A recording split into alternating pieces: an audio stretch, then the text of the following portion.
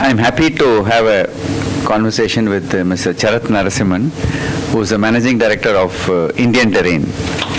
He has led this brand from a small set of few stores, now close to 300 stores.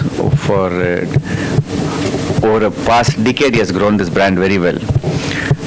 Charath, what I want to ask you is, in the process of building this brand, Indian Terrain, you have formed a very unique model of expanding through the franchise network.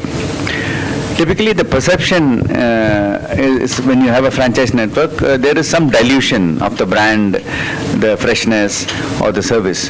How do you ensure that you are able to get all these things well addressed through your way of handling the chain?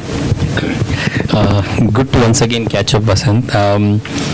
I think for us, one of the things that we have realized is that we have to treat the franchisee as a partner and not as a competitor.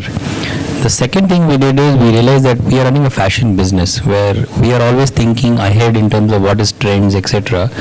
Whereas to expect that our franchisees are going to invest in that money, be as aware as us on trends, will not be the right thing. Whereas local understanding of the markets where they operate in, understanding the customer and their customer tastes and operational excellence, that is something that we find the franchisees really bring to the table.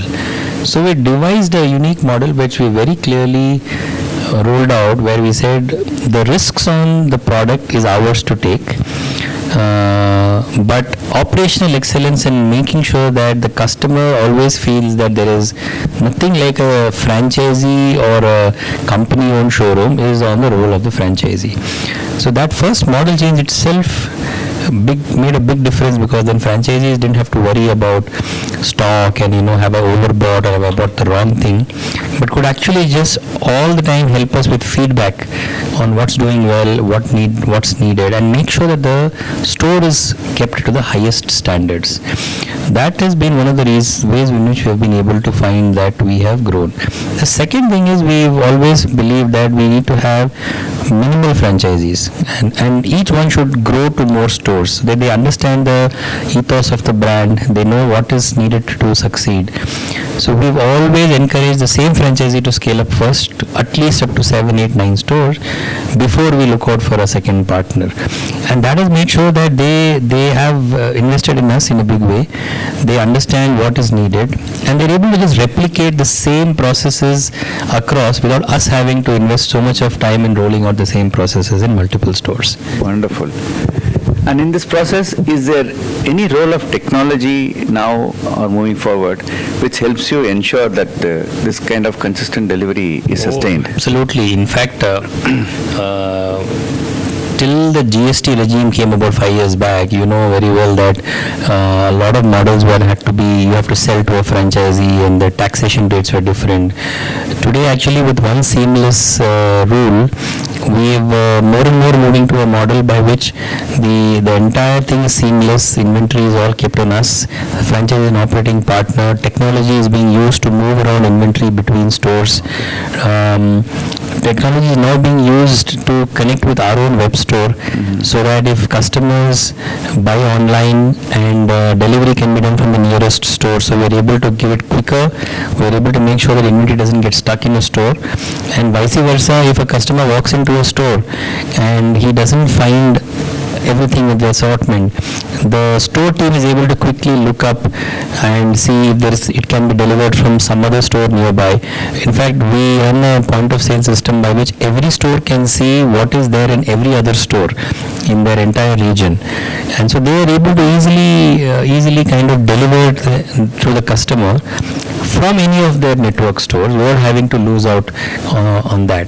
And if that is not available even in that store, then they can call in by looking it up from our warehouse through the technology system. They can put a request, or through the web interface, allow the customer to choose something else, and we get it delivered through the store. Wonderful. In fact, that brings me to the next question, which is on omni-channel. What you all explained is essentially the omni-channel strategy which you are pursuing. Yes. How do you see the future of omni-channel as becoming mainstream in a premium brand such as Indian Terrain? It will become, I think eventually, there are two things that we have realized that you need to take care of in this whole thing. One is to make sure that you pick the right set of stores. To rolling out across every store in the network may not be a practical thing to do, but is to pick and choose the stores which can handle this, because then you want to ensure that the packaging reaches right to the customer. There is no loss in which way the customer gets the end product. So what we are looking at is, and we've looked at, is a selected bunch of stores from which this process will happen. The second part is to make the store teams a part of this journey and not think of it as I am likely to lose a potential sale because somebody else has taken it away. And many times we find that store teams' behaviors are, they feel what is in it for me if I have to just service this order. So we have found a way by which we give them a part of the fulfillment, like a fulfillment fee for lack of a better word.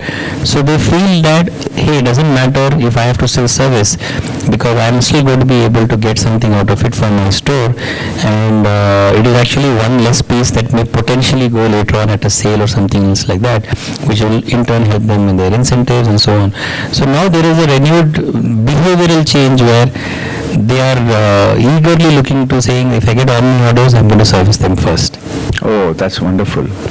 And how do you see the contribution of business now and over the next 5 years? How do you see this happening, the omni-channel contribution for your business? I estimate that in the next 4 to 5 years today, 1 in every 7 or 8 pieces that are sold in a store actually will be orders which are being omni-fulfilled, essentially for fulfillment, essentially.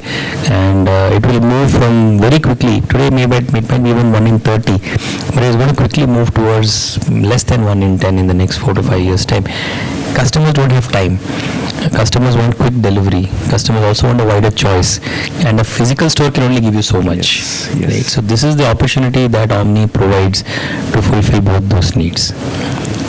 That's wonderful, Charath. In fact, the way you have built the brand with franchisee model without losing the customer experience, and also adding technology to make it seamless in terms of the whole stock movement and offering to the customer, followed by driving the business with the omni-channel as the next step. It's a brilliant way of building the brand. Thank you very much. Thanks a lot. Thanks.